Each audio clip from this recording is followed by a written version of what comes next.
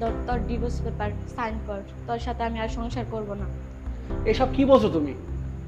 কি বলছি আবার, যা সত্যি তাই বলছি। তোর মতন ফকিন্নির সাথে সংসার আমার করা সম্ভব না। যার টাকা পয়সা বাড়ি গাড়ি যার কিচ্ছু নাই তার সাথে সংসার তো আমার করা সম্ভব না। হঠাৎ করে তোমার কি হয়েছে? আমার কিচ্ছু হয় নাই, আপনি ডিভোর্স পেপারে সাইন দেন। আচ্ছা মাথা ঠান্ডা করো, আমার যা গেছে আল্লাহ তাআলা একদিন সব ঠিক করে দেবে, ধৈর্য ধরো। কিছু হয়নি, আমি তোর মতন ফকিনের সাথে থাকতে চাই না। তুই জানিস ঢাকা শহরে যত বড় বড় বিজনেসম্যান আছে সবাই আমার পিছনে ঘুরে, শুধু তোর জন্য আমি তাদের কিস করতে পারতেছি না। তো এখন আমি তোর সাথে সংসার করবো না, তুই ডিভোর্স পেপারে তুই সাইন করে দে। তোর মতন ফকিনের সাথে আমি থাকতেছি না। এ কই যাও তুমি? তোকে বলছিলাম, তোর এত বড় সাহস কিভাবে হইলো যে তুই আমার হাত ধরিস? থাক তুই তোর মতন, তুই আজকের পর থেকে তুই আমার সাথে কোনো যোগাযোগের চেষ্টা করবি না।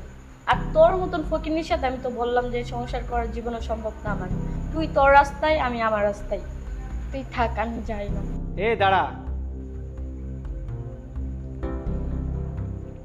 তুই কি বললি কিছুক্ষণ আগে? শোন, কিছুক্ষণ আগে কি বললি তুই? আমার কিছুই নাই আর তোর পিছনে বড় বড় বিজনেসম্যান ঘুরে?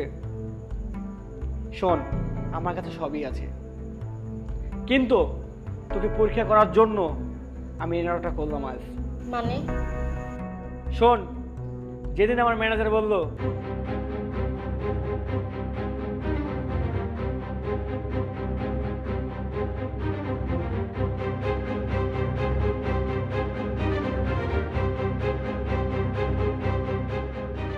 কি বলছো এসব?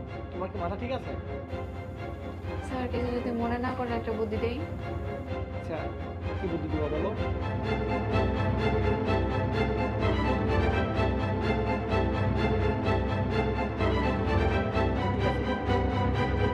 তুই বিভিন্ন মানুষের সঙ্গে মিলামেশা করিস, সেদিন তোর প্রতি আমার সন্দেহ হয়েছিল, তাই এই নাটকটা সাজালাম তোর জন্য।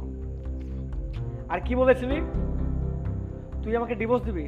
আরে ডিভোর্স তো দেবো আমি তোকে, এই মুহূর্তে তোকে আমি তালাক দিলাম। দেখো আমার ভুল হয়েছে, আমাকে মাফ করে দাও। ভুল? ভুল?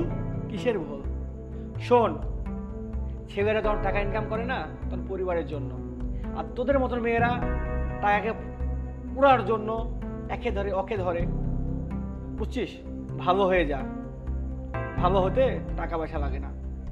দেখো আমার ভুল হয়েছে, আমাকে এবার মতো মাফ করে দাও। আমি এরকম ভুল আর কখনো করবো না। তোর মতো চরিত্র মেয়ের সঙ্গে আমি আর থাকতে পারবো না। রে, তোর রাস্তায় তুই, আমার রাস্তায় আমি।